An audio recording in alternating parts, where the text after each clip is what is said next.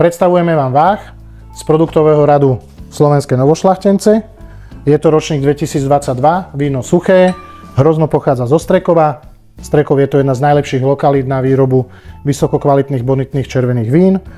Tento váh, tak ako gro našich červených Novošľachtencov, zrel v dubových sudoch, striktne v dubových sudoch, pričom 1/3 zrela v americkom sude, 1/3 vo francúzskom sude a 1/3 v starých vyradených barikoch.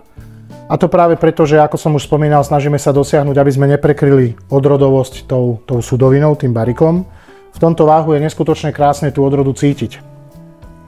Ide do takého nádherného kabernetu, je tam až náznak takej zelenej makovice. Ďalej rýbezla čierna, rýbezla zlatá ako potmník.